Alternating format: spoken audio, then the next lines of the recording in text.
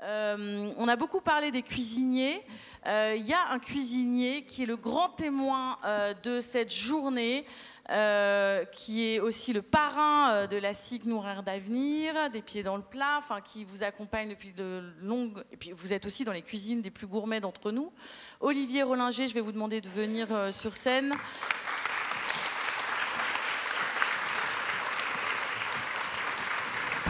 Vous êtes un chef triplement étoilé, mais c'est pas les étoiles qui vous intéressent. Vous l'avez dit tout à l'heure au déjeuner, ceux qui font la révolution, ce sont vraiment les étoiles. On devrait les donner à ces cuisiniers de l'ombre qui œuvrent chaque jour pour nourrir nos enfants et les régaler. Bonjour, bonsoir à vous. Madame les élus, monsieur le maire, d'abord merci de nous accueillir.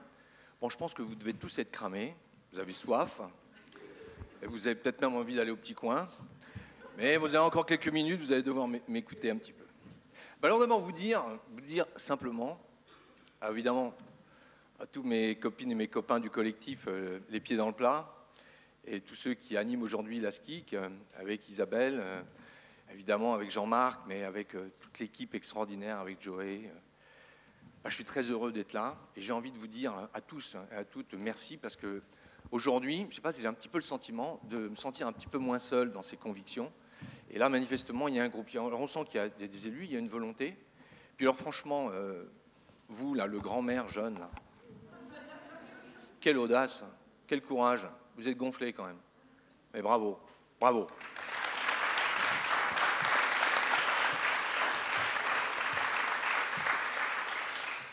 Alors, vous employez très souvent le terme, là, vous allez me dire pourquoi je suis là, parce que cuisinier, étoilé, 3 étoiles Michelin, 15 ans vice-président à l'international de l'association des relais châteaux, élu par les 520 meilleurs chefs dans le monde, 62 nationalités. Mais qu'est-ce que tu fous là, quoi, hein, Bon, il se trouve que moi, Pierre Belon, il y a maintenant 20 ans, m'avait demandé de venir travailler pour la Sodexo. Et j'ai travaillé pour la Sodexo en interne. Et j'ai pensé que l'on pouvait peut-être changer les choses à cette époque-là. Il y a des gens merveilleux qui travaillent dans cette énorme bécane. Il y a des gens merveilleux. Seulement au moment où il faut déployer une belle idée, une bonne idée, il y a quelques centimes, il y a quelques profits, il y a quelques gros profits qu'il ne faut pas remettre en jeu. Donc, moi, la conclusion, c'est pour ça que lorsque j'ai écrit le livre « La naissance de mon petit-fils, Ulysse », il y a maintenant 4 ans, j'ai écrit un livre qui s'appelle « Pour la révolution délicieuse ». Et d'ailleurs, je suis ravi aujourd'hui que l'on reprenne ce titre, qui d'ailleurs ne m'appartient pas, il faut le redonner, il appartient à Alice Waters, qui était, vous savez, parce que moi, mon vieux copain, c'était Carlo Petrini, depuis plus de 40 ans, et Alice Waters représente Soul Food pour tout le continent nord-américain, et elle était la conseillère de Michelle Obama, pour tenter de faire en sorte qu'on se nourrisse un petit peu mieux dans les écoles et dans les universités américaines. Et parlant de l'Amérique, justement, parce que là, finalement, on sent qu'on est peut-être proche de... J'ai un dream, I have a dream. Et moi, ma génération, c'était John Fitzgerald Kennedy. Vous vous souvenez de John Fitzgerald Kennedy? Eh bien, dans son programme de John Fitzgerald Kennedy, lorsqu'il a vu la pandémie d'obésité qui arrivait dans la jeunesse américaine à l'époque, il a demandé dans son programme, lui c'était un politique, hein, un vrai, de session, s'il a été aimé, il a dit il faut créer effectivement des centres de gymnastique, d'éducation physique. Et les gens lui disent mais il est dingue. Dans les écoles privées américaines, comment imposer? Il va falloir construire des gymnases, former des professeurs d'éducation physique. Il l'a imposé. Eh bien moi, il me semble qu'aujourd'hui, lorsque je vous entends, quand je vois cette dynamique, où vous apportez, là, pour la première fois, parce qu'effectivement, on était en Dordogne, moi j'essaie de convaincre aujourd'hui en Ille-et-Vilaine, je me suis dit, oh oui, ça, ce sont des babas, ce sont des utopistes, alors bon, c'est des histoires un peu de... On n'y arrivera pas. La preuve est faite qu'il suffit de le vouloir pour qu'on puisse y arriver. Aujourd'hui, c'est plus... Et le fait de savoir qu'on peut le faire, eh bien, c'est pas on peut le faire. Notre devoir est de le faire.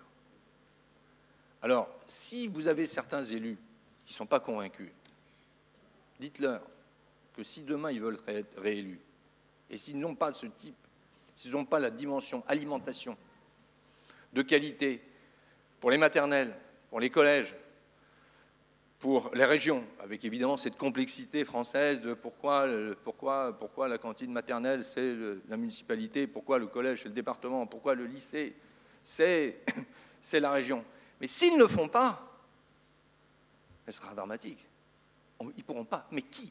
Mais quelle que soit la couleur politique, qui peut aller à l'encontre de dire que mon enfant ou mes petits-enfants puissent être mal nourris à la cantine? Elle a raison, Isabelle, lorsqu'elle dit, tout d'un coup, c'est vrai qu'aujourd'hui, tous les enfants, et c'est tant mieux, c'est presque des petits Jésus là, qui arrivent dans les familles, c'est la nouvelle religion, l'enfant, aujourd'hui. Et tout d'un coup, dès qu'on le met dans la société, il faudrait qu'il soit maltraité. Oui, maltraité, mal nourri.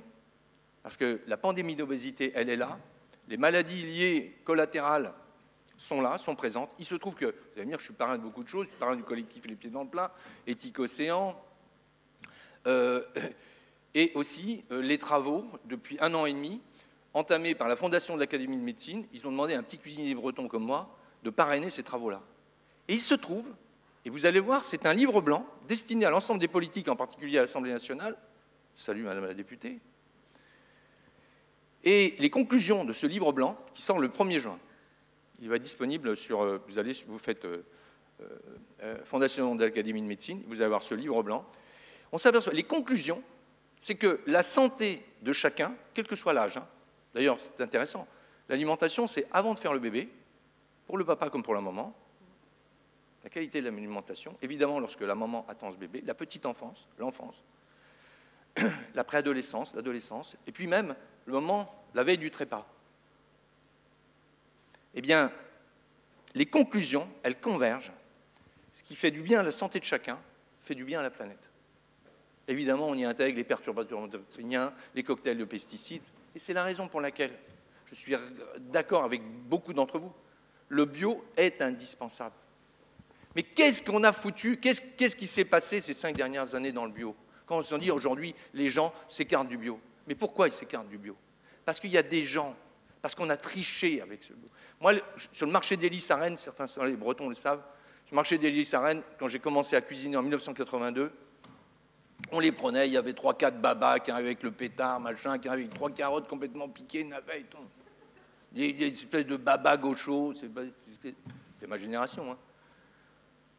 Ils avaient tellement raison. Et comment se fait-il qu'aujourd'hui, même Leclerc est bio? Mais pourquoi pas Monsanto bio aussi, hein? Allons-y. Donc quand ils se sont aperçus que là, il y avait un vrai levier économique et qu'il y avait évidemment une valeur ajoutée à aller chercher, ils sont allés le voler aux agriculteurs qui se sont engagés, qui ont eu le courage de le faire, avec pas un sou d'argent public. Et ce contrat de confiance qu'ils avaient lié entre la population, avec les citoyens, les citoyennes et cette agriculture, certains sont en train de le casser actuellement. Alors effectivement, il n'a jamais été aussi urgent aujourd'hui que d'aider l'ensemble des agriculteurs bio, parce qu'effectivement, ils sont en perte de vitesse, parce que ce contrat de confiance, on ne peut pas l'avoir avec Carrefour, on ne peut pas l'avoir avec Intermarché, on ne peut pas l'avoir avec Leclerc. Ça, c'est pas possible. Avec ces 4 centrales d'achat, c'est pas possible. Qu'est-ce qui s'est passé dans l'alimentation depuis la Seconde Guerre? Et plus particulièrement dans l'alimentation que l'on donne à nos enfants. Je vais vous rappeler une anecdote, parce que je viens d'en avoir une il y a 48 heures, elle est énorme. L'acheteur d'Intermarché pour le Grand Ouest. Elle est énorme. Attendez. Parce que nous, en Bretagne, on est quand même gâtés. Qu'est-ce qui s'est passé? Eh bien, on a considéré que le progrès, on a tous une part de responsabilité, attention. Le progrès, c'était de pousser un caddie le samedi après-midi dans une allée marchande, avec des grands néons, avec une espèce de musique naze, et de remplir le bazar en disant « je suis peinard pour la semaine, je ne vais pas avoir à cuisiner ». Extraordinaire. Mais qu'est-ce qu'on a fait? On l'a tous fait. Mais qu'est-ce qu'on a fait là? Eh bien, on a mis entre les mains cette immense responsabilité de nourrir l'humanité, en tous les cas en particulier ces pays occidentaux, et nous-mêmes, la France, entre les mains de 4 centrales d'achat. C'est quoi une centrale d'achat? Ces centrales d'achat, c'est 15 à 20 personnes qui décident de l'alimentation. Aujourd'hui, 82% de l'alimentation passe à travers ces 4 centrales d'achat. Ça veut dire qu'à peu près, il y a 50-60 personnes qui décident de l'alimentation de tous. On a confié à l'industrie la responsabilité de nous nourrir. Mais quelle est la finalité de l'industrie? On ne peut pas lui en vouloir. C'est de faire du profit. Mais quand vous cuisinez à la maison, quand vous recevez des amis, quand vous nourrissez vos enfants, est-ce que vous y avez une notion de profit? Non, il y a une notion de faire plaisir. Il y a une notion il y a un don. Et c'est pour ça que quand on parle de révolution délicieuse, ce qu'il y a de merveilleux lorsqu'on vous entend et ce que l'on est en train de mettre en place, c'est une dimension éthique, certes, mais elle est joyeuse. Elle donne de la joie au cœur de chacun. On l'a vu, mesdames, et je salue encore le merveilleux déjeuner préparé par Samuel et toute son équipe, absolument remarquable. La joie, la dimension éthique. Et là, il y a quelque chose où là, on est un peu dépourvu. Qu'est-ce que c'est que la politique, on part dans qui, on part dans quoi? Mais ces dimensions de collectif, de coopération. Moi, je vais plus loin. Je pense qu'aujourd'hui, la table, c'est le partage, engage une forme de solidarité, et osons le mot, pourtant que tout, on voit pourtant écrit sur l'ensemble de nos mairies.